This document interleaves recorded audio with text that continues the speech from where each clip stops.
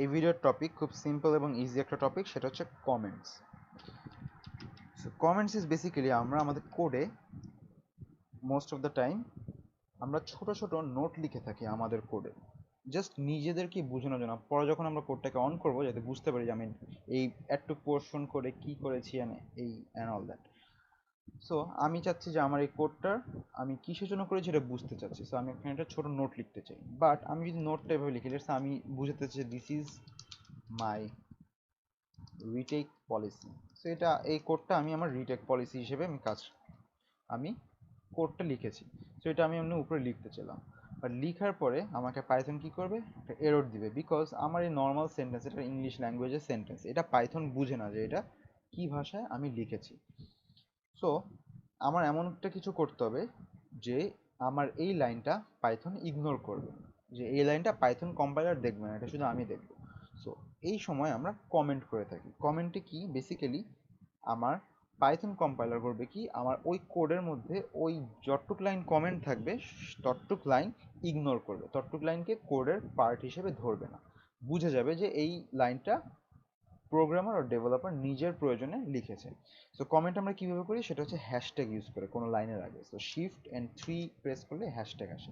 So this is my retake policy. আমি যদি এখন এটাকে রান করি আমাকে এরর দিবে না, বিকজ এটা এখন একটা কমেন্ট হয়ে গেছে, এটাকে কমেন্ট আউট বলে। সো কমেন্ট আউট হয়ে গেছে। সো কমেন্ট আউট হয়ে যাওয়ার পর এই কোডটা পাইথন কম্পাইলারের কাছে এখন ইগনোর। সো আমি এইখানে লিখতে পারি, এখন আমি একটা কমেন্ট করতে পারি যে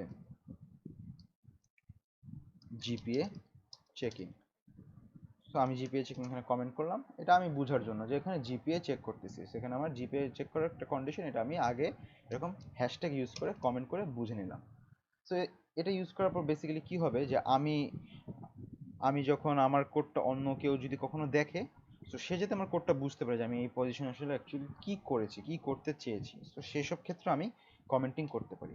অ্যানাদার অ্যাপ্লিকেশন ইজ আমার একটা কোড 100 or 1000 লাইনের হতে পারে। সো সেই ক্ষেত্রে আমার প্রতিটা লাইনে কি কি করেছি, কোন জায়গায় কিসের চেক করেছি, কি কাজ করেছি, এটা ট্র্যাক রাখা অনেক ডিফিকাল্ট হয়ে যায়।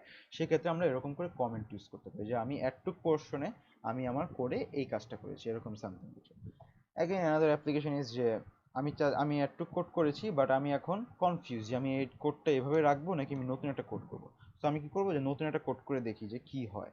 সো আমি কি করব, আমি এই কোডটাকে চাচ্ছি যে আমি রিমুভ করতে না, দ্যাটস বিকজ রিমুভ করলে আমার এই কোডটা আবার লিখতে হবে। সেই ক্ষেত্রে আমি কি করতে পারি, এই কোডটাকে কমেন্ট আউট করতে পারি।